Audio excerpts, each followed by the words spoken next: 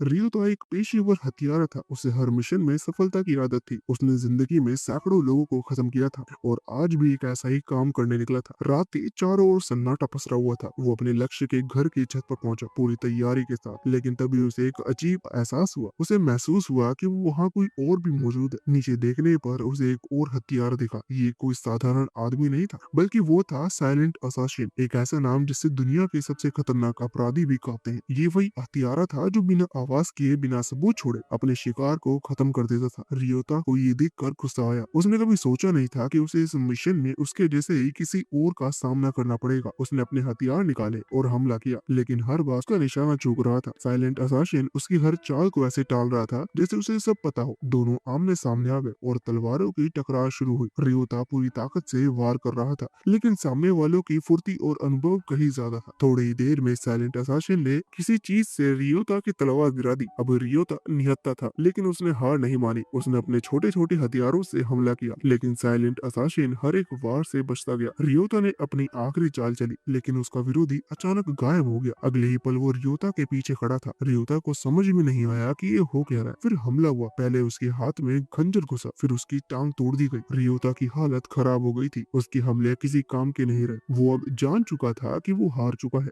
आखिर में उसकी ही तलवार आसमान से गिरती और उसे खत्म कर देती है। साइलेंट असासिन बिना कुछ कहे घर के अंदर गया, जहाँ उसकी असली टारगेट था। लेकिन जैसे ही उसने अपना काम शुरू करना चाहा, वो कुछ पल के लिए रुक गया। उसके हाथ कांप रहे थे। उसने खुद को संभाला और तलवार उठाई। इसी जगह कहानी करंट टाइम में लौटती है, जब साइलेंट असासिन बस एक सामान्य लड़का था। नाम था अकीरा। अकीरा की जिंदगी आम थी। वो स्कूल जाता था, लेकिन किसी से ज्यादा बात नहीं करता था। जब बाकी स्टूडेंट खेल कूद या मस्ती में लगे रहते थे, वो चुपचाप किताबें पढ़ता रहता। उसे कोई जानता भी नहीं था। वो हमेशा अकेला बैठता। लंच टाइम में भी उसके पास दोस्त नहीं थे। कोई उससे बात भी नहीं करता था। क्लास में उसकी मौजूदगी किसी को महसूस तक नहीं होती थी। वो उन लोगों में जो भीड़ में भी गुमनाम रहते। वो ज्यादातर समय मांगा पड़ता और उसके पास ज्यादा पैसे भी नहीं थे, इसलिए वो वही पढ़ता जो मुफ्त में मिल जाए। जब वो बाकी स्टूडेंट प्लान बनाते, फोन में गेम खेलते या खाना शेयर करते, वो अकेला कोने में बैठा रहता। फिर एक दिन कुछ असामान्य हुआ। क्लास में अचानक एक फोन फटा और छत पर एक अजीब सा जादुई गोला बना। तेजी रोशनी हुई और पूरी क्लास कहीं और पहुंच गई। सब घबरा गए। किसी को समझ में नहीं आया कि क्या हुआ। थोड़ी देर बाद एक आदमी आया और सबको बता गया कि वो एक दूसरी दुनिया में है। इस दुनिया का नाम मार्गन था।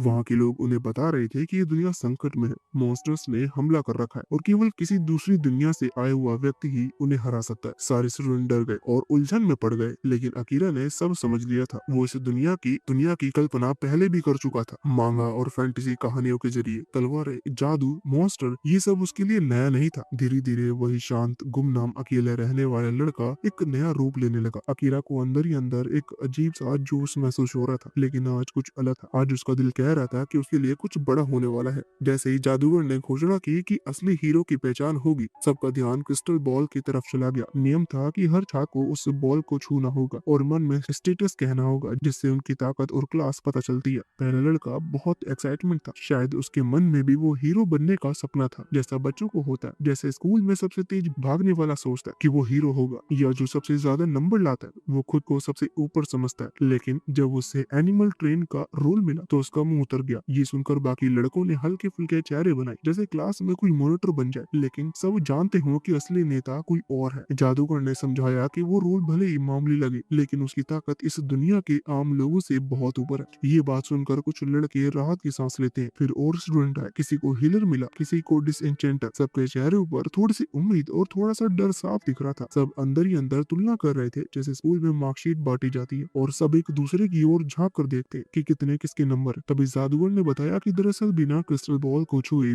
कोई अपनी जानकारी देख सकता है, बस मन में स्टेटस कहना होता है। ये सुनकर आधे बच्चे चुपचाप खुद में बड़बड़ाने लगे। कुछ को मजेदार क्लास मिली, कुछ को बेकार सी लगी, लेकिन साथ को पता चला कि वो विंड मेज है। अकीरा ने भी अपनी स्टेज देखी। असासिन किसी को बताया नहीं, लेकिन अंदर ही अंदर उसे ये बात सूट करता महसूस हुआ। बाकी स्टूडेंट के लिए शायद ये कोई बड़ी बात ना हो, लेकिन एक ऐसा लड़का जो पूरे साल चुपचाप पीछे की बेंच पर बैठ रहा हो, जिसके लंच बॉक्स में कभी किसी ने झांक कर नहीं देखा और जिसे कोई हाय तक नहीं कहता, उसके लिए ये पहचान किसी तोहफे से कम नहीं थी। फिर साद ने क्रिस्टल बॉल को छुआ और सबकी आंखें फटी की फटी रह गई। वो असली हीरो निकला। जादूगर रिसीवर को हैरानी नहीं हुई। साथ तो स्कूल में भी वही लड़का था जो पढ़ाई में अच्छा था, खेल में तेज था और हर किसी को दोस्त बांधता था। हमेशा टीचर की तारीफ पाता और हर ग्रुप एक्टिविटी में सबसे आगे रहता। बाकी स्टूडेंट को भी कोई झटका नहीं लगा। सबको तो जैसे पहले से पता था कि अगला किसी को हीरो बनना है तो वो साथ ही होगा। वहीं अकीरा जो हमेशा किनारे खड़ा रहा, अब अपनी स्टेटस देखकर खुद हैरान था। उसके नंबर बाकियों से कई गुना ज्यादा थे और उसमें ढेर सारी विशेष क्षमताएं थी जो और किसी में नहीं थी। उसके मन में सवाल उठने लगे, ये सब कैसे हो सकता है? अगर वो हीरो नहीं है तो उसकी ताकत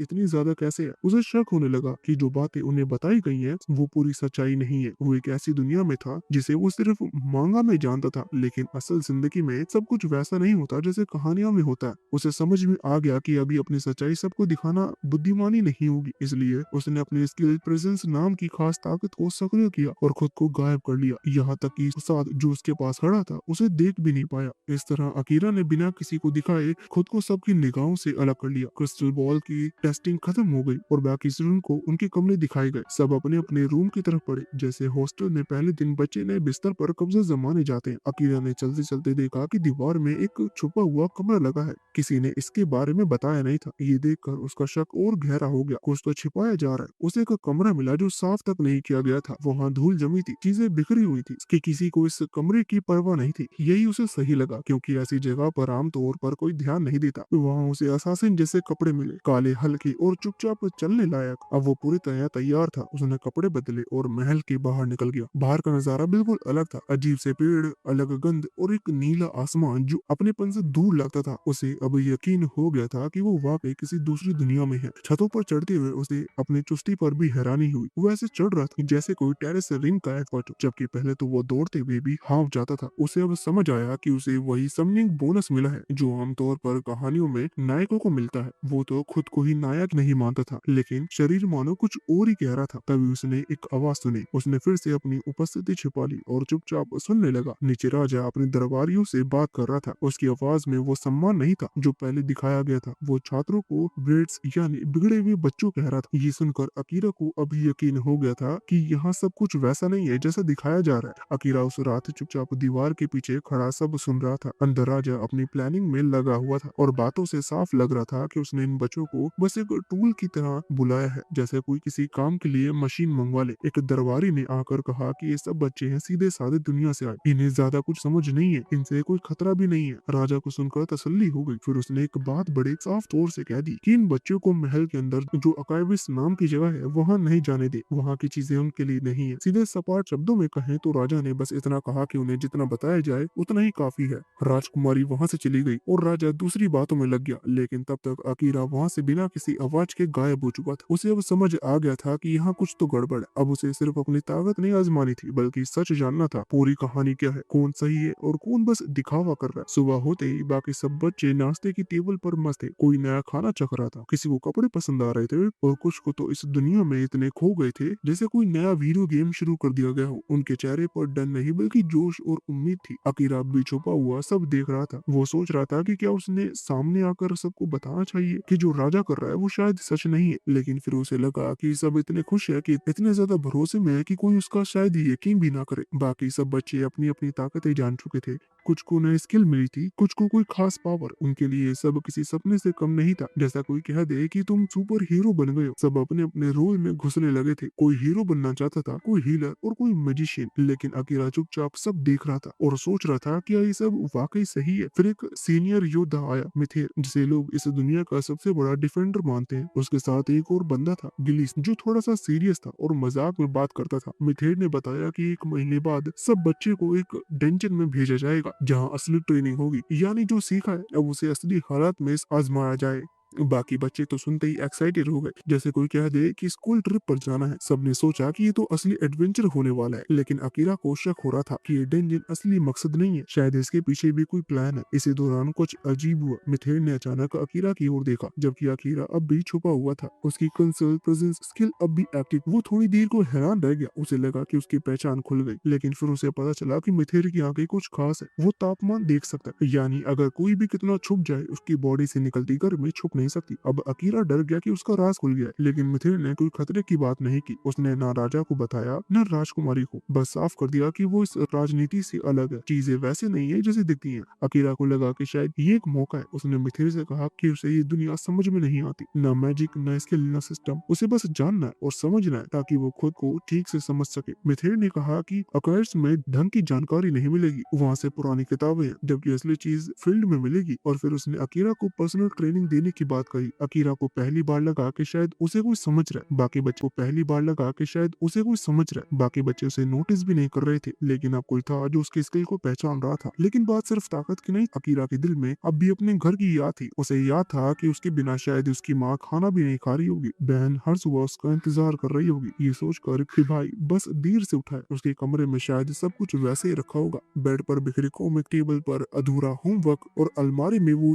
जैकेट जिसे वो रोज पहनता था। मिथिर ने ये बात समझी। उसने साफ कहा कि उसे नहीं पता अकीरा वापस कैसे जाएगा, लेकिन अगर वो जानना चाहता है तो वो मदद करेगा। अब अकीरा को समझ में आ गया था कि यह सफर आसान नहीं होगा। उसे अब दो लड़ाइयां लड़नी थी, एक इस दुनिया की और एक अपने घर लौटने की। रोजमर्रा की जिंदगी में इंसान छोटी छोटी चीज के बारे में सोचता है, घर का खाना, स्कूल की छुट्टी, दोस्त, बर्थडे पार्टी, सुबह की नींद। लेकिन अब अकीरा की दुनिया बदल चुकी थी, पर फिर भी उसके अंदर का इंसान वही था जो सबकी तरह सिर्फ सच जानना चाहता था और वापस उस जिंदगी में लौटना चाहता था जहाँ सब कुछ थोड़ा सादा, थोड़ा जाना पहचाना हो। कुछ दिनों की ट्रेनिंग के बाद मिथिर ने एक बात साफ कह दी थी कि अकीरा को खुद को और मजबूत बनाना ही होगा, क्योंकि अगर वो इस दुनिया से जाने से पहले मर गया तो उसका ये पूरा सफर और सारी कोशिश बेकार चली जाएगी। लेकिन उसने वादा भी किया कि जब तक वो और अकीरा को एक बेहतरीन असासिन बनाने में मदद करेगा। अकीरा वैसे तो एहसान लेना पसंद नहीं करता, उसे आदत है कि अपनी लड़ाई खुद लड़ने की और मदद को कर्ज मानने की। मिथिर को ये बात समझ में आ गई थी, इसलिए उसने कहा कि अकीरा उसे अपने पुराने वर्ल्ड की कहानियां सुनाकर ये कर्ज चुका सकता है। दोनों ने एक दूसरे को आधिकारिक तौर पर अपना नाम बताया और एक नई शुरुआत हुई। एक इंसान जो खुद को हमेशा छाया में पाता था और एक योद्धा जो दुनिया की सियासत से ऊब चुका था।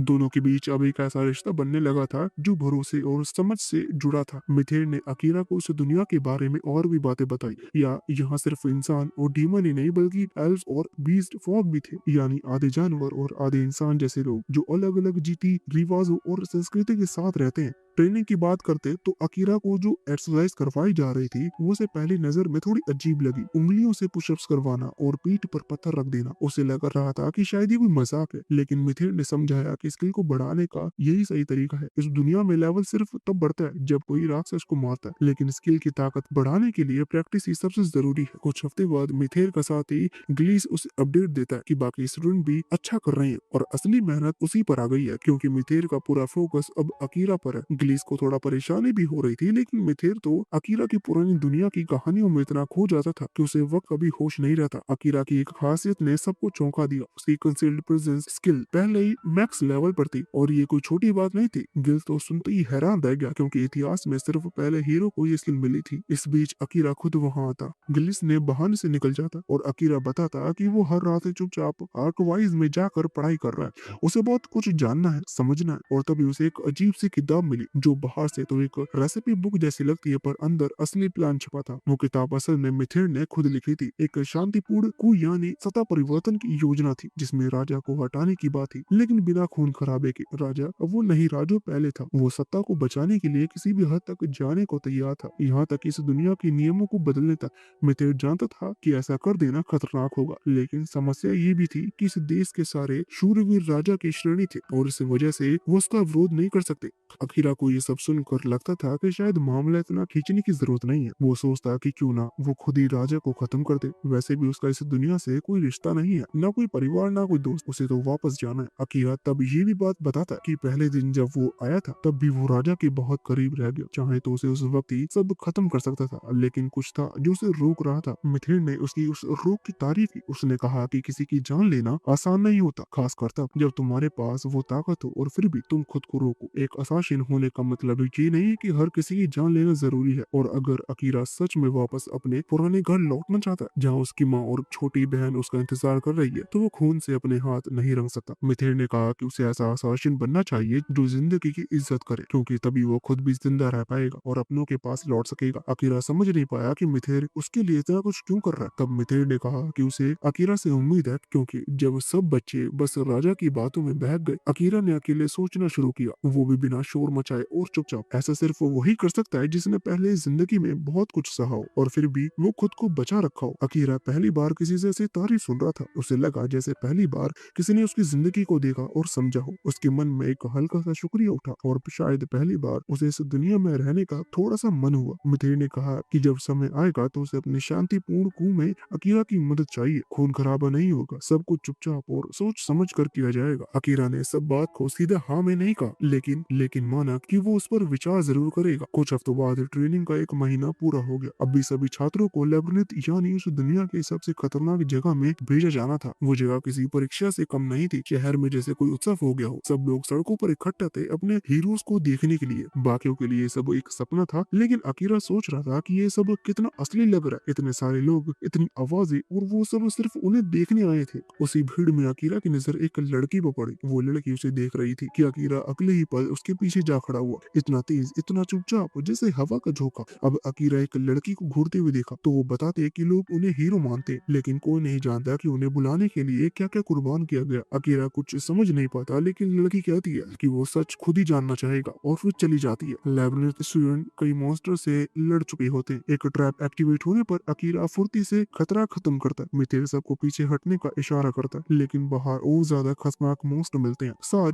धुआं बम इस्तेमाल करता है, लेकिन उससे मॉन्स्टर और ज्यादा खतरनाक बन जाते हैं। एक मिनोटॉर प्रकट होता है जिसे वहां नीचे होना चाहिए था। अकीरा उस पर हमला करता है, लेकिन उसकी डैगर टूट जाती है। साज मदद करने की कोशिश करता है, लेकिन खुद जख्मी है। अकीरा उसे समझाता है कि उसकी जिम्मेदारी है हीरो बचाना, क्योंकि वही दुनिया को बचा सकता है। साज खुद को नाकाम समझने लगता है, लेकिन अकीरा की टीम की एक डिसेंचर जादू से पता लगाती है कि साज पर कर्ज था। अकीरा फिर लड़ाई में कूद जाता है। मिथेर और अकीरा मिलकर एक खास प्लान के तहत हमला करते हैं। मिथेर बिजली जैसी स्पीड से मिनोटोर को जड़ से रोकता है और अकीरा पीछे से उसकी शैडो मैजिक से आखिरी वार करता है, सिर्फ जिंदा बचने के लिए। अकीरा की शैडो मैजिक धीरे धीरे एक मिस्ट्री बनती जा रही थी। उसकी शैडो उसके पैरों के नीचे एक गहरे काले गोल कुएं जैसी बन जाती थी, जिसे वो अपनी मर्जी से मोड़ सकता था, लेकिन अब तक वो इसे पूरी तरह कंट्रोल करना नहीं सीख पाया था। जब मॉन्स्टर फिर से होश में आया और मिर्था पर हमला करने दौड़ा, तब अकीरा ने जैसे तैसे अपनी छाया से उसे रोक दिया। सब चौंक गए। अब अकीरा ने शैडो से कई नुकीले कांटे बनाए और मॉन्स्टर के शरीर में घुसा दिए। इतना ही नहीं, उसने अपने शैडो से राक्षस को नीचे खींचना शुरू कर दिया, जैसे वो उसे अंधेरे में डुबा रहा हो। ये सब करते हुए अकीरा का चेहरा थकावट से भर गया था, लेकिन फिर भी उसने खुद को थोड़ा और झोंका और मॉन्स्टर को लगभग पूरी तरह अपनी शैडो में समा लिया। फिर उसका सिर बाहर था, जिसे अकीरा ने अपनी शैडो को तेज धार की तरह बदल कर अलग कर दिया। ये मंजर देखकर बाकी सभी लोग थोड़े डर गए, क्योंकि जिस बेरहमी से अकीरा ने मॉन्स्टर को खत्म किया था, वो किसी और की स्तर की ताकत दिखा रही थी। लेकिन जैसे ही सबने राहत की सांस ली, अकीरा की शैडो बेकाबू होने लगी। ग्लेस ने जोर से चिल्लाकर सबको पीछे हटने को कहा। अकीरा खुद डर गया। उसे लग रहा था कि अब सब कुछ हाथ से निकल जाएगा। तब मृता ने उसे शांत करने की सलाह दी। अकीरा ने उसकी बात मानी, खुद को संभाला और फिर से अपनी शैडो पर काबू पा लिया। मैजिक खत्म होते ही वो बुरी तरह हाफने लगा। मृता ने माना कि ये जादू बहुत ही ज्यादा खतरनाक और थका देने वाला है, लेकिन अकीरा ने इस पर गर्व किया कि वो बच गया और सबको बचा भी लिया। किले में सब सुरक्षित लौट आए बिना किसी जान गए। मृता ने माना कि ये सब अकीरा की वजह से हुआ है, लेकिन अकीरा ने सारा श्रेय अपने गुरु मृता को दे दिया, क्योंकि अगर वो ना होता तो शायद उसकी छाया फिर से सब कुछ तबाह कर देती। वैसे भी प्रैक्टिस के दौरान ये पहले भी बेकाबू हो चुकी थी। मृता को अब भी ये समझ में नहीं आ रहा था कि ये शैडो मैजिक नाम की स्किल आई कहाँ से। उसने कभी सुना तक नहीं था इसके बारे में, और ये जितनी ताकतवर थी उतनी अस्थिर थी। इसलिए वो अब और सतर्क रहने की सलाह देता है, जिस पर अकीरा भी सहमत हो जाता है। इसी बातचीत के दौरान मृता उसे एक तलवार देता है। वो पहली बार हीरो द्वारा बनाएगी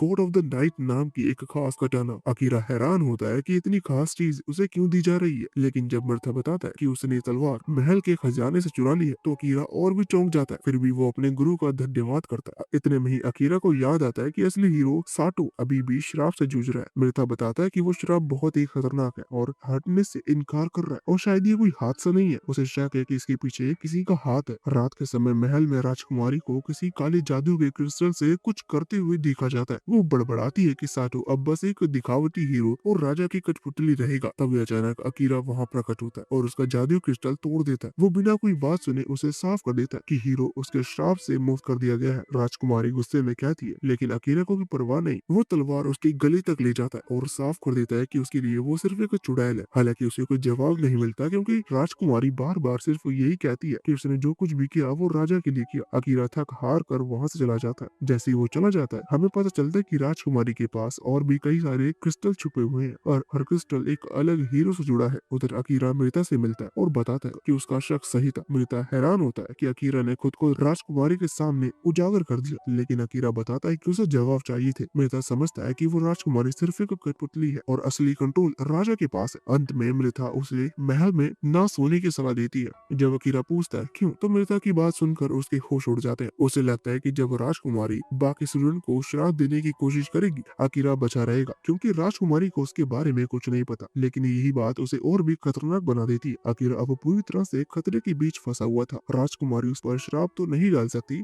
लेकिन अब वो उसे खत्म करने की कोशिश जरूर करेगी। राजा के सैनिक पूरे किले में उस रहस्यमयी लड़के को ढूंढने निकल पड़ेंगे जिसने राजकुमारी को टक्कर दी थी। अकीरा सोचता है कि शायद मिर्था उसे डांटेगा कि उसने खुद को सबके सामने ला दिया, लेकिन मिर्था तो बस मुस्कुराते हुए कहता है कि गलत फैसले तो जवानी का हिस्सा होते हैं और बड़ों का काम होता है उन गलतियों को संभालना, इसलिए वो अकीरा की देखभाल के लिए है। अकीरा दिल से चाहता है कि उसकी उस दुनिया में भी मिर्था जैसे लोग होते, तो मिर्था हंसते हुए कहता है कि फिर से उसे अभी अपने साथ ले चलो वापस, वो दुनिया देखना चाहता है जिसके बारे में अकीरा ने उसे बताया था। अकीरा हंसकर बात टाल देता, कहता है कि इतना झंझट झेलना तो बड़ा झिझक वाला काम हो जाएगा। अगले दिन जब अकीरा जंगल में सोकर उठता है तो किले के पास अजीब सी हलचल महसूस होती है। वो वापस जाता है तो सातो उसे देखकर पूछता है कि वो कहाँ था। अकीरा बस ये देखकर खुश होता है कि सातो पर श्राप टूट चुका है और कहता है कि वो बस सो रहा था, लेकिन जब वो असली हालात जानता है तो उसकी सांसें थम जाती हैं। ये खबर मृता के बारे में है। अकीरा पागलों की तरह दौड़ता है, लेकिन जो उसे मिलता है वो सिर्फ दर्द और खालीपन है। जमीन पर मृता अब भी जान पड़ा था और उसके सीने में एक खंजर घुसा हुआ था। अकीरा टूट जाता है। वो बार बार पूछता है कि ऐसा कैसे हुआ, लेकिन तभी कोई बोल पड़ कि वो नाटक करना बंद करे। लोग कहते हैं कि हत्या उसी के खंजर से हुई है। अकीरा झट से कहता है कि उसका खंजर तो मिनटों से लड़ाई में टूट गया था, लेकिन लोग उस पर शक कर रहे थे। लोग कहते हैं कि वो हमेशा गायब रहता, बस ट्रेनिंग के वक्त दिखता था और उसका कोई अता पता नहीं रहता। उसे डोंगन में भी अचानक देखा गया था। सबसे ज्यादा रहस्यमय वही था और लोग मान बैठे हैं कि वही सबसे बड़ा संदिग्ध है। सौभाग्य से सतो उसका बचाव करता है और कहता है कि बिना सबूत के किसी को दोषी नहीं ठहराया जा सकता, लेकिन राजा किसी की नहीं सुनता। वो आदेश देता है कि अकीरा ने नाइट कमांडर का खून किया है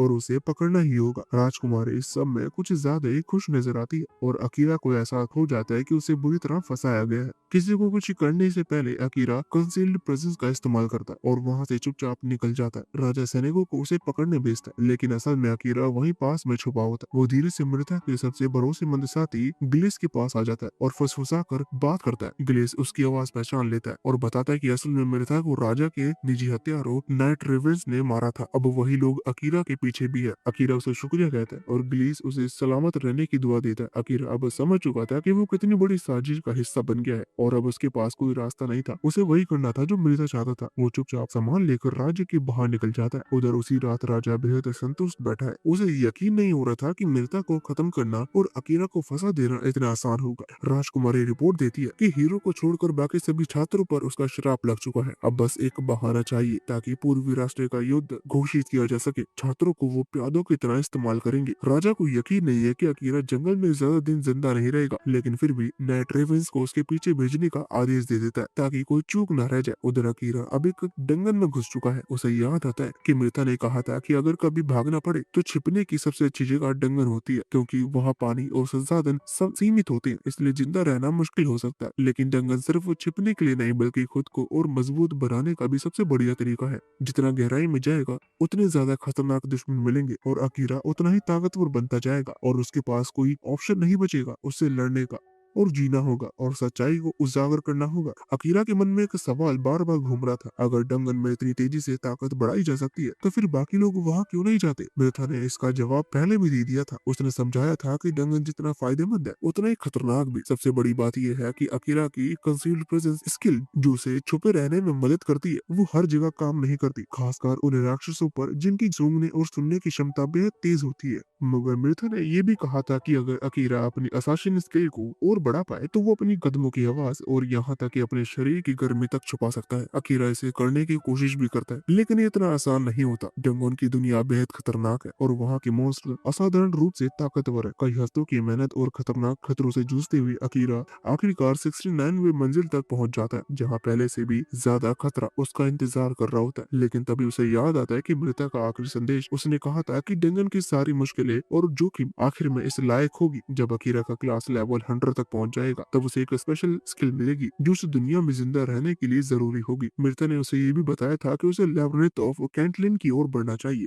और हर 10वीं मंजिल पर मौजूद बॉस को हराने की कोशिश करनी चाहिए। लेकिन एक बार जब वो बॉस के चैम्बर में दाखिल हो जाएगा तब या तो वो राक्षस को मारेगा या खुद मर जाएगा। जीतने पर उसे जबरदस्त शक्ति और एक्सपीरियंस मिलेगा। अब तक अकीरा 6 बॉस को हरा चुका था, अब वो 17th लेवल पर पहुंच चुका है। चैम्बर के भीतर कदम रखते ही लड़ाई शुरू हो जाती है। अकीरा तुरंत समझ जाता है कि ये राक्षस पहले के मुकाबले कहीं ज्यादा खतरनाक है। उसके पंजे इतने नुकीली है कि एक झटके में शरीर चीर सकते हैं और उसका सांप जैसा हिस्सा जहरीला और एसिडिक है। अकीरा बचने की कोशिश करता है लेकिन आखिरकार वो राक्षस की पकड़ में आ जाता है और उसकी पसलियां चटक जाती हैं। दर्द से अकीरा की सोचने की ताकत जवाब देने लगती है, लेकिन अकीरा अब तय कर चुका है, अब कोई भी रोक नहीं सकता। वो अपनी शैडो मैजिक को पूरी ताकत से एक्टिवेट करता है और देखते ही देखते उसकी शैडो से निकले नुकीले कांटे राक्षस के शरीर को चीरना शुरू कर देते हैं। गुस्से से भरा अकीरा अपने जादू को और भी वहशी बना देता है। कांटे अब रहम किए बिना उसे टुकड़ों में बांट रहे थे। अकीरा जीत तो जाता है लेकिन होश खो बैठता है। राक्षस के जहरीले खून की वजह से उसका शरीर अब भी जल रहा होता है। तभी एक रहस्यमयी आवाज सुनाई देती है। वो बताती है कि अकीरा की छाया जादू में खुद की चेतना है और उसने देखा कि अकीरा की चोट अब खतरनाक हद पार कर चुकी है, इसलिए वो खुद ब खुद कंट्रोल अपने हाथ में लेकर रिकवरी मोड चालू कर देती है। अगली सुबह के लिए में सातो बाकी छात्रों से कहता है कि वो अब और इंतजार नहीं करेगा, वो डीमन लॉर्ड से लड़ने के लिए निकलना चाहता है। बाकी स्टूडेंट इस पर भड़क उठते हैं और कहते हैं कि वो अभी अभी अकीरे द्वारा मिर्था की हत्या के सदमे से उभरे नहीं है, वो किसी योद्धा के लिए तैयार नहीं है। मगर सातो को शक होता है कि छात्रों का ये बदला हुआ व्यवहार शायद राजकुमारी के शराब की वजह से हो सकता है, जैसा कि ग्लेस ने उसे बताया था। सातो कहता है कि अगर कोई साथ नहीं आएगा तो वो अकेले ही जाएगा, लेकिन कुछ स्टूडेंट्स आगे आते हैं और उसका साथ देने को तैयार हो जाते हैं। वो सब मिलकर एक पार्टी बनाते हैं, लेकिन सातो को हैरानी होती है कि उन्हें इतनी आसानी से महल से निकलने दिया गया। फिर उसे याद आता है कि राजा तो यही चाहता था कि स्टूडेंट्स डीमन लॉर्ड को हराएं ताकि वो उन्हें अपने युद्ध के प्यादों की तरह इस्तेमाल कर सके। सातो सोच में पड़ जाता है कि आखिर ये लोग उसके साथ क्यों आए हैं। तब यूकी नाम की छात्र बताती है कि वो एक डिसेंचेंटर है, उसे शराब आसानी से अक्सर नहीं करता और अब वो दूसरों में शराब को पहचानने भी लगी है। यूकी ने कुछ और छात्रों को शराब से मुक्त किया और इस काम में असाइना ने भी मदद की। अब सातो को समझ में आने लगा है कि चीजें अभी बहुत पेचीदी है और उन्हें अकीरा की जरूरत फिर से पड़ सकती है, क्योंकि युद्ध की असली शुरुआत तो अब होने वाली है। असाइना की यादें पूरी तरह से साफ नहीं थी, ऐसा लग रहा था जैसे उस वक्त वो खुद नहीं था, मानो किसी और के कंट्रोल में था। उसे बस इतना याद था कि वो एक कमरे में था जहाँ उसने कई क्रिस्टल तोड़ दिए थे और ये उसने एक कटाना से किया था, लेकिन उसे ये भी नहीं पता था कि वो तलवार आई कहाँ से। धीरे धीरे सच सामने आता है, ये सब गिलेस की योजना थी। उसकी मैनिपुलेशन स्किल इतनी ताकतवर है कि वो किसी भी शराब से ज्यादा असरदार होती है। जब बात किसी व्यक्ति को काबू में करने की हो, जब क्रिस्टल नष्ट हो जाते हैं, गिलेस खुद को संतुष्ट महसूस करता है। उसने मिर्था का आखिरी आदेश पूरा कर दिया था और वो उन दूसरी दुनिया से आए नायकों को सुरक्षित यात्रा की शुभकामनाएं देता है। उधर असाइना का मन अब अकीरा से जुड़ने को बेचैन है। उसे अफसोस होता है कि वो पहले ही ऐसा कर पाता। जब सब अकीरा पर शक कर रहे थे तब वो चुप रहा और अब खुद से नफरत हो रही है। एक बीते हुए पल की झलक दिखती है कि असाइना और अकीरा स्कूल के बाहर अचानक टकरा गए थे। अकीरा किसी काम पर था लेकिन वो नहीं चाहता था कि कोई दूसरा जाने, खासकर उसकी छोटी बहन को नहीं। इस बातचीत में पता चलता है कि दोनों की बहनें एक क्लास में ही है और सबसे अच्छी दोस्त है। दोनों लड़के कभी खास करीब नहीं थे, लेकिन असाइना शायद अकीरा को बाकी सब की तुलना में बेहतर समझता था। अब डोगन में अकीरा की आंखें खुलती है असाइना की याद के साथ। वो दुआ करता है कि असाइना, उसकी माँ और बहन सब ठीक हो, लेकिन फिर उसे याद आता है कि अभी और भी ज्यादा जरूरी चीजें हैं। सबसे चौंकाने वाली बात ये होती है कि उसके शरीर में अब कोई दर्द नहीं होता। जब वो अपना स्टेटस स्क्रीन चेक करता है तो पाता है कि उसके स्टेटस काफी बढ़ चुके हैं। सबसे ज्यादा हैरानी उसे तब होती है जब वो देखता है कि उसकी एचपी लगभग फुल है। उसे यकीन था कि उसकी पसलियां टूट चुकी थी और जहर तेजी से फैल रहा था, लेकिन अब सब सामान्य है। उसकी शैडो मैजिक स्किल अब लेवल 5 पर पहुंची है, जबकि बॉस रूम में घुसने से पहले वो सिर्फ लेवल 3 पे थी। यानी सिर्फ एक बार इस्तेमाल करने से ही उसमें 2 स्तर का उछाल आया। उसे अब महसूस होने लगा है कि इस जादू में कुछ मिस्टीरियस है। ये सामान्य स्किल नहीं है, लेकिन अभी उसे बस आगे बढ़ते रहना है। जब अकीरा 75वीं मंजिल पर पहुंचता है तो उसे एक स्लाइम मॉन्स्टर मिलता है। ये थोड़ा अजीब था क्योंकि आमतौर पर स्लाइम इतने नीचे नहीं मिलते, लेकिन फिर उसे देखता है कि उसे स्लाइम के अंदर एक लड़की है, एक एल्फ। अकीरा को उसकी शक्ल देखकर लगता है कि ये अब तक की सबसे खूबसूरत लड़की है। अकीरा को एक स्किल याद आती है जिसे वो टेस्ट करना चाहता था, वर्ल्ड आइज। जैसे ही वो इसे एक्टिवेट करता है उसे एहसास होता है कि ये भारी गलती थी। ये स्किल काफी खतरनाक लगती है, इसलिए अकीरा तय करता है कि फिलहाल वो उसे नहीं छुएगा। तभी एल्फ लड़की होश में आ जाती है। अकीरा उससे पूछता है कि वो ठीक है या नहीं। वो जवाब देती है कि हाँ, लेकिन अकीरा को उस पर यकीन नहीं होता क्योंकि अब उसके सामने उसकी स्टेटस स्क्रीन दिख रही होती है बिना किसी कोशिश के। अकीरा सोचता है कि शायद ये वर्ल्ड आइज स्किल का असर होता है, लेकिन वो पक्का नहीं है। जो बात पकी है वो ये लड़की की सिर्फ एचपी 2% है। अकीरा नोट करता है कि उस लड़की के पास भी वर्ल्ड आइस स्किल है और सोचता है कि क्या वो भी उसकी स्टेटस स्क्रीन देख पा रही है। लड़की उसे उसके नाम से पुकारती है और पूछती है कि वो डंगन में क्यों है। ये तरीका थोड़ा अजीब होता है। फिर भी अकीरा बताता है कि वो लेवल अप करने आया है, लेकिन उसे जरूर कहता है कि कम से कम नाम तो पहले पूछना चाहिए। लड़की अचानक फिर से बेहोश हो जाती है। उसका शरीर बुखार से तप रहा होता है, इसलिए अकीरा उसे पानी के पास ले जाता है। जब वो फिर से होश में आती है तो अकीरा मजाक करता है कि शायद उसे उसकी भूख से खर्राते पेट की आवाज ने उठा दिया। उसके पास फिलहाल सिर्फ पानी होता है, लेकिन कहता है कि बुखार में पानी सबसे जरूरी चीज है। लड़की भूख से बेहाल होती है और कहती है कि वो भूखी है, सो नहीं सकती। अकीरा उसे बताता है कि उसका नाम एमिलिया है। सौभाग्य से अकीरा जो दलिया पका रहा था वो तैयार हो चुका था और एमिलिया उसे बिना किसी लिहाज के खा जाती है। उसे ऐसे खाता देख अकीरा को यकीन नहीं होता कि वो जल्दी ठीक हो जाएगी। उसके इस कमेंट खा जाती है। उसे ऐसे खाता देख अकीरा को यकीन नहीं होता कि वो जल्दी ठीक हो जाएगी। उसके इस कमेंट पर अमेलिया पूछती है कि उसे बीमार लोगों को इतनी समझ कहाँ से आई। अकीरा बताता है कि ये तो बस तजुर्बे से सीखा है, क्योंकि उसकी माँ की तबीयत अक्सर खराब रहती है। अमेलिया दीवार पर बनी मार्किंग दिखाती है। एक में लिखा होता है कि वो 69वीं मंजिल पर है। वो हैरान होती है क्योंकि अकीरा ने उसे 75वीं मंजिल पर पाया था, तो फिर वो वापस ऊपर कैसे आया। खास तौर पर जब वो लेवल बढ़ाने आया, तब ये और भी हैरान करने वाली बात है। इस सवाल का जवाब तो अभी बाकी है, लेकिन एक बात साफ है, अकीरा अब न सिर्फ मजबूत हो रहा है, बल्कि उन रहस्यों के करीब पहुंच रहा है जो इस दुनिया की असली सच्चाई छुपा रहे हैं। अकीरा एमिलिया को समझाता है कि इस जगह वो है वहीं सबसे नजदीक पानी का स्रोत है, और उस वक्त एमिलिया को तुरंत हाइड्रेट करने की जरूरत है। लेकिन एमिलिया को तो ये जानना था कि कहीं अकीरा कोई अजीब टाइप का लड़का तो नहीं जिसने उसे किसी गलत तरीके से छुआ हो। अकीरा तुरंत ये बात काट देता है और साफ कर देता है कि वो ऐसा इंसान बिल्कुल भी नहीं है। वो बस उसे आराम करने को कहता है। सोने से पहले एमिलिया बताती है कि वो रॉयल्टी से है, एक शाही परिवार की मेंबर। अकीरा को ऐसे पहले से पता होता है क्योंकि उसने पहले ही उसकी स्टेटस स्क्रीन देख ली थी। एमिलिया कहती है कि आज तक किसी ने उसके लिए ऐसा कुछ भी नहीं किया, और फिर वो सो जाती है। अकीरा इस बात से खुश होता है और खुद भी कुछ देर के लिए आराम करने का फैसला करता है, लेकिन पूरी तरह से निश्चित नहीं होता। अगले दिन दोनों 80वीं मंजिल तक पहुंच जाते हैं। अकीरा एक विशाल ऑगर की पीठ को चीर देता है, वहीं एमिलिया ग्रेविटी स्पेल से दूसरे ऑगर को कुचल देती है। अब जबकि एमिलिया पूरी तरह से ठीक हो चुकी होती है, अकीरा उससे पूछता है कि वो अभी भी उसका पीछा क्यों कर रही है। एमिलिया कहती है कि वो उसका पीछा नहीं कर रही, लेकिन कोइंसिडेंस से दोनों का रास्ता एक ही है। अकीरा इस पर शक करता है और साफ कह देता है कि वो उसकी सुरक्षा के लिए नहीं आया है। एमिलिया को ये सुनकर बुरा लगता है। वो अपनी देखभाल खुद भी कर सकती है। दोनों असली बॉस चैम्बर तक पहुंचते हैं, जहाँ एक भयंकर ड्रैगन उनका इंतजार कर रहा होता है। ड्रैगन बिना समय गवाए हमला कर देता है। अकीरा कंसील्ड प्रेजेंस का इस्तेमाल करता है ताकि बेहतर पोजीशन ले सके, जबकि एमिलिया अपनी ताकतवर ग्रेविटी स्पेल से कुछ वक्त खरीदने की कोशिश करती है। ये ड्रैगन अब तक का सबसे खतरनाक दुश्मन साबित होता है। वो अकीरा को जमीन पर पटक देता है और एमिलिया बताती है कि शायद ड्रैगन उनकी माना को ट्रैक कर रहा है। इसे हराने का सबसे बेहतर तरीका है अपनी माना को पूरे वातावरण में फैला देना, ताकि दुश्मन ट्रैक ना कर पाए। अकीरा कहता है कि ये सुनने में जितना आसान है, करने में उतना नहीं। फिर भी एमिलिया की सलाह उसे एक आइडिया देती है। अकीरा सोचता है कि जब वो टेल्थ मोड में जाता है तो उसकी माना कैसे व्यवहार करती है, और फिर वो उसे एक नए तरीके से कंट्रोल करने की कोशिश करता है। एमिलिया तब्द रह जाती है। उसके मुताबिक अकीरा की माना से जो आर्म निकला, अब तक ऐसा केवल एक ही इंसान कर पाया, पहला हीरो। लेकिन बात यही खत्म नहीं होती। जैसे ही दोनों राहत की सांस लेते हैं, ड्रैगन का शरीर चमकने लगता है, एक रहस्यमय चमक जो कि किसी और रास्ते की ओर इशारा करती है।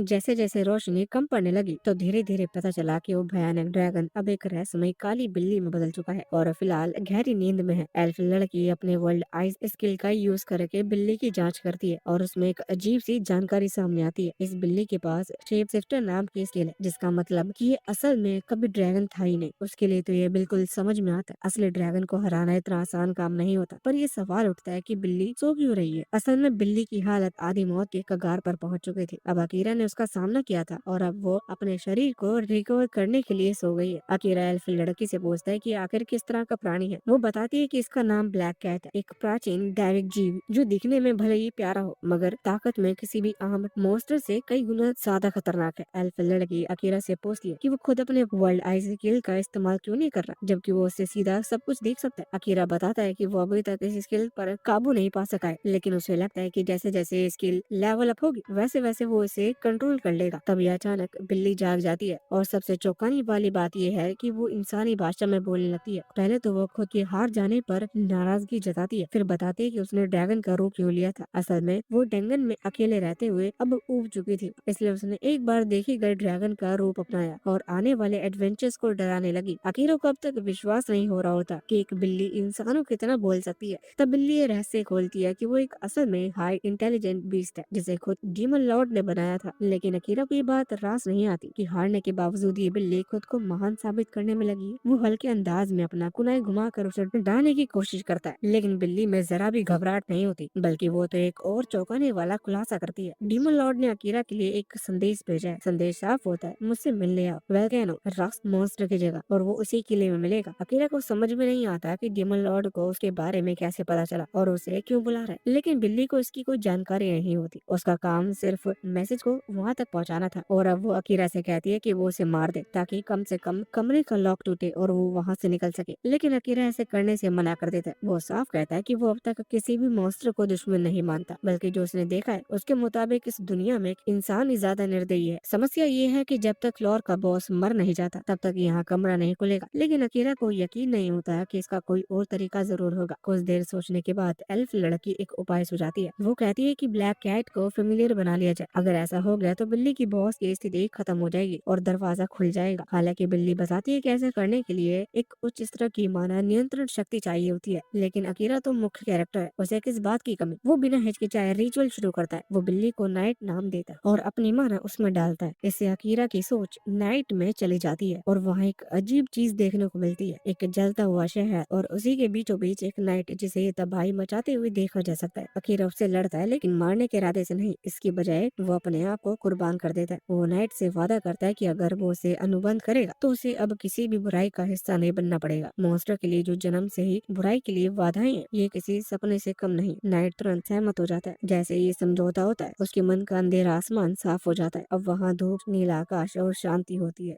अकीरा होश में आता है और दोनों के शरीर पर समान पैटर्न देखता है, इस बात की पुष्टि की अब वो आत्मिक रूप से जुड़े हुए हैं। नाइट अब पूरी तरह से अकीरा में दिलचस्पी लेने लगा है। उस पर अब किसी तरह का संदेह नहीं बचा। वो खुलकर अपनी वफादारी की कसम खाता है और अकीरा के इस सफर का हिस्सा बनने की इच्छा जाहिर करता है। दोनों अब औपचारिक रूप से एक दूसरे से इंट्रोड्यूस होते हैं। एल्फ लड़की भी इस हल्के फुल्के माहौल में शामिल होती है और नाइट को अपना नाम बताती है, एमिलिया। अब जब फ्लोर का बॉस तकनीकी रूप से पराजित हो चुका है तो कमरे के बीचों बीच एक टेलीपोर्टेशन सर्कल उभर आता है। लेकिन जाने से पहले तीनों थोड़ी देर आराम करने का फैसला करते हैं। इस वक्त वो एक दूसरे को बेहद जानने के लिए इस्तेमाल करते हैं। बीते वक्तों की कहानी, अपने जख्म, अपने सपने सब खुलकर सामने आते हैं। इस बीच दूसरी ओर हीरोज अपनी यात्रा के अगले पड़ाव पर मतलब यामाटो पहुंच जाते हैं। वहां पहुंचते ही वो सभी चौंक जाते हैं क्योंकि ये जगह पूरी तरह से जापान जैसी दिखती है। इन्हें पता चलता है कि ये क्षेत्र पहले हीरो ने स्थापित किया था और क्योंकि वो जापान था इसलिए ये जगह वैसी ही रची गई है। एक लंबी और थकान भरी यात्रा के बाद सभी हीरोज बेहद थके हुए होते हैं और भूख से बेहाल। वो एक ऐसी जगह जाके बैठ जाते हैं जब वो आराम कर सके, खाना ऑर्डर करते हैं और तसल्ली से पेट भरते हैं। उस दुनिया में आने के बाद ये अब तक का शायद सबसे अच्छा खाना होता है। अब आशिफ उनके अनुभव को काम करके बताता है। खाने के बाद एक ग्रुप गंभीर चर्चा के लिए बैठता है। अकीरा अब नहीं होता, लेकिन उनकी जरूरतें अब भी वही है, पैसा, जीविका और जीवित रहने का तरीका। एक हीरो सुझाव देता है कि उन्हें एडवेंचर्स बन जाना चाहिए। ट्रैवल के दौरान उसकी कुछ एडवेंचर से बातें हुई थी और उसे यह कम फायदेमंद लगा। बाकी लोग उसकी बात से सहमत होते हैं, लेकिन साथ ही ये भी तय करते हैं कि उन्हें ज्ञान भी जरूरी है, खासकर उस दुनिया के नियमों को कंट्रोल में रखने का, ताकि वो कभी चाहे तो उस शहर से बाहर निकल सके।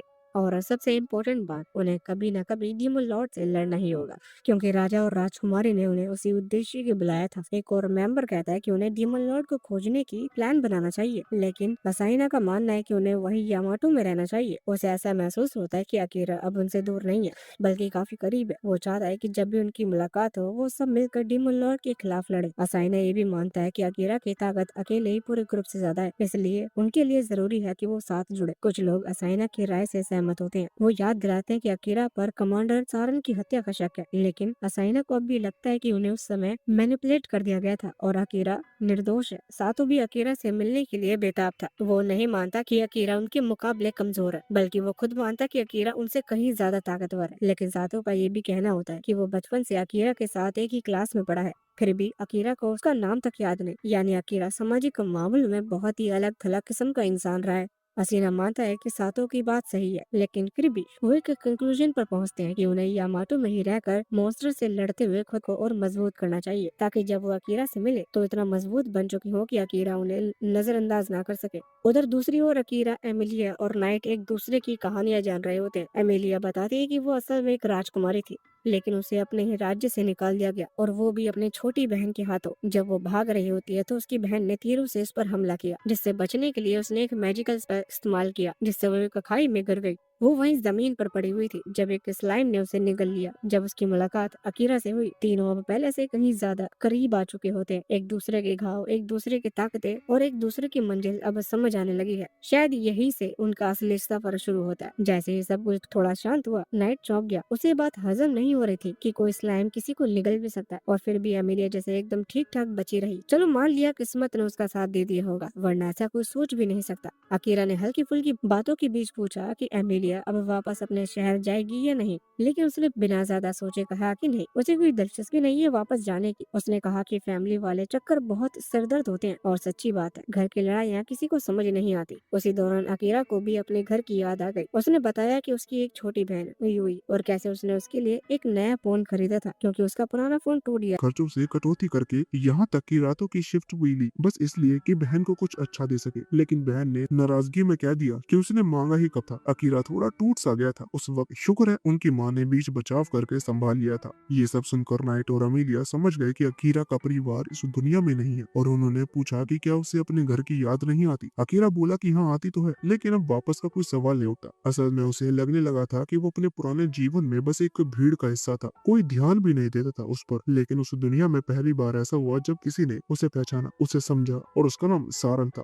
वही सारंग जो अब इस दुनिया में नहीं रहा, और अकीरा को लगता है कि उसकी मौत का जिम्मेदार वही खुद है। यही सोचकर वो बदले की आग में जल रहा था। हालात थोड़ी गंभीर हो गई थी, तो बात का माहौल बदलने के लिए अकीरा ने नाइट का साथ थोड़ा मजाक शुरू कर दिया। उसने नाइट को छेड़ा, जो बार बार ये याद दिला रहा था कि वो कोई पालतू बिल्ली नहीं है, बल्कि एक डीमन है। लेकिन फिर भी उनके बीच का रिश्ता बहुत अलग था। दोनों की आत्माएं अब भी जुड़ी हुई थी, यानी अगर एक मरेगा तो दूसरा भी मरेगा। मगर अकीरा को इन बातों की फिक्र नहीं थी। वो तो इस पॉजिटिव बात पर ध्यान दे रहा था कि अब वो दोनों चाहे कहीं भी हो, एक दूसरे से टेलीपैथी से बात कर सकते हैं। और जो थोड़ा आराम हो चुका था, अकीरा ने पूछा कि टेलीपोर्ट सर्कल उन्हें कहाँ ले जाएगा। नाइट बोला उसे नहीं पता, लेकिन अमीलिया को थोड़ा अंदाजा था। उसका कहना था कि ये ब्लू सर्कल उसे जगह ले जाता है जहाँ किसी का दिल सबसे ज्यादा जाना चाहता है, और अगर ग्रुप में हो तो जिसे सबसे ज्यादा स्ट्रॉन्ग इच्छा होती है, उसी की मंजिल पर सब पहुंचते हैं। अमीलिया बोली कि उसे तो बस इतना चाहिए कि वो अकीरा के साथ रहे, बाकी कहाँ जाना है, इससे कोई फर्क नहीं पड़ता। थोड़ी देर में जैसे ही टेलीपोर्ट हुए, खुद को एक घने जंगल में पाया, और सामने दिखा होली ट्री, जो साफ संकेत था कि वो एल्विन फॉरेस्ट में है। एमिलिया का चेहरा उतर गया। उसे एकदम से घबराहट होने लगी, क्योंकि वो इस जगह पर वापस आने के लिए बिल्कुल तैयार नहीं थी, और उसकी टेंशन एकदम सही निकली। अगले ही पल उसकी जिंदगी बदलने वाली थी।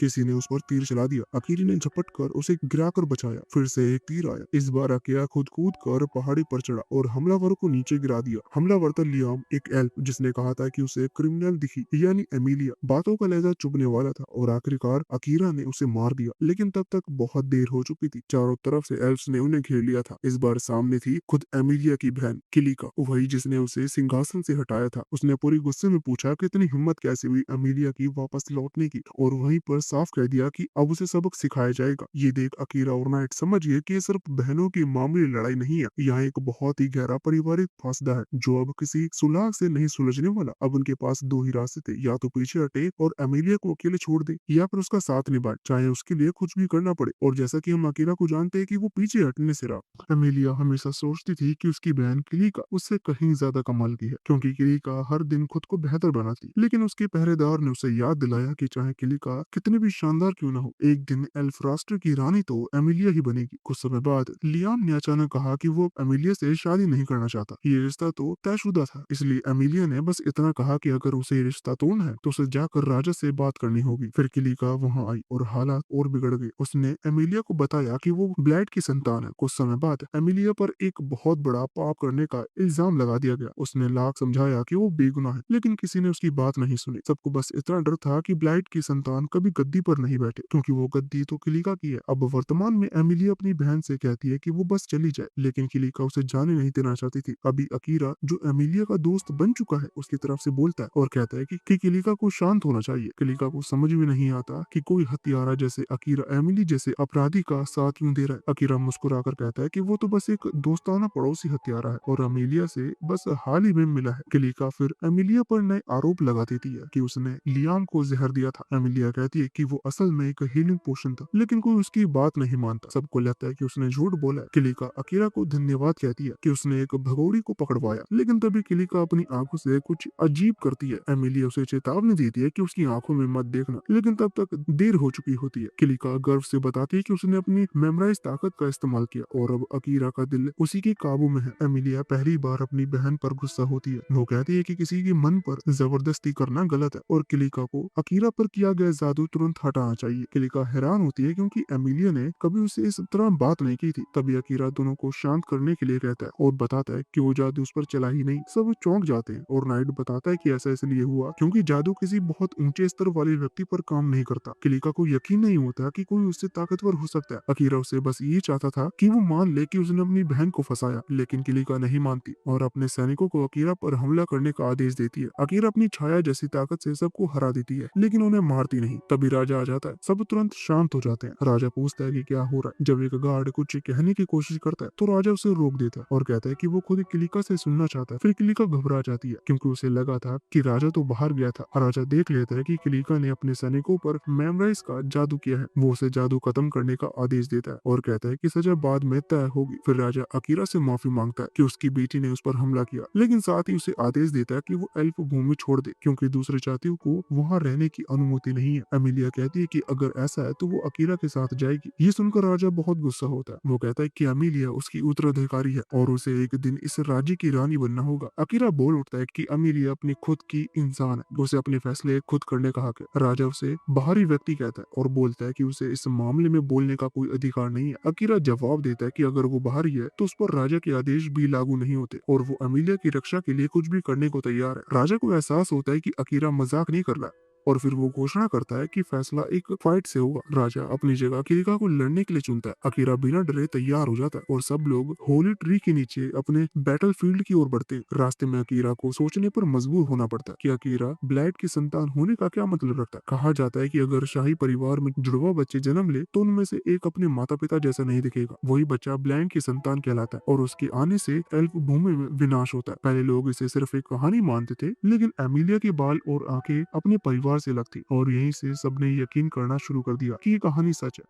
अकीरा ने जब एमिलिया की आंखों में देखकर कहा कि उसकी अलग आंखों और बालों का रंग तो बहुत खूबसूरत है, तो एमिलिया शर्मा गई। उसने कभी नहीं सोचा था कि कोई उसकी इन बातों की तारीफ करेगा, क्योंकि लोग तो हमेशा उन्हें ब्लैक की निशानी कहते थे। लड़ाई से पहले एमिलिया ने अकीरा को चेतावनी दी कि किलिका एल्फ जाति की सबसे बेहतरीन तलवारबाज है। अकीरा ये सुनकर हैरान हो गया कि एमिलिया अपनी उस बहन की इतनी तारीफ कर रही है जिसने उसे झूठे आरोप में फंसाया। एमिलिया ने बताया कि पहले वो दोनों करीब थे। किलिका हमेशा मेहनत करती थी, खुद को बेहतर बनाने की कोशिश करती थी और एमिलिया अब भी अपनी बहन से बहुत प्यार करती है। राजा ने किलिका को आदेश दिया कि वो इस लड़ाई में अपने राजघराने को सम्मान साबित करे और किलिका ने वादा किया कि वो जरूर जीतेगी। दोनों योद्धा तैयार हुए। किलिका ने अकीरा से पूछा कि क्या वो सच में सोचता है कि बिना तलवार निकाले वो जीत सकता है। अकीरा मुस्कुराकर बोला कि वो ऐसा सिर्फ उसकी भलाई के लिए कर रहा है, क्योंकि अगर उसने तलवार निकाली तो गलती से उसकी जान जा सकती है। लड़ाई शुरू होने से पहले अकीरा ने एमिलिया की तरफ देखा और कहा कि जब राजा उनसे सवाल करता था तब जिस तरह से एमिलिया उसके लिए गुस्सा हुई वो बात उसे बहुत अच्छी लगी। उसने कहा कि जब वो ये लड़ाई जीत जाएगा तब एमिलिया आजाद होगी और जो चाहे वो कर सकेगी। लड़ाई शुरू होती है। अकीरा तुरंत समझ जाता है कि क्यों सब किलिका को सबसे बेहतरीन तलवारबाज कहते हैं। उसकी चाल तेज, सटीक और खूबसूरत थी। नाइट ध्यान से लड़ाई देख रहा था और उसने कहा कि किलिका भले ही शानदार लड़ रही हो पर अकीरा अभी भी आगे है। अकीरा बिना ज्यादा मेहनत के उसके हमले रोक रहा था और बार बार चेतावनी दे रहा था कि हार मान ले वरना उसे चोट लग जाएगी।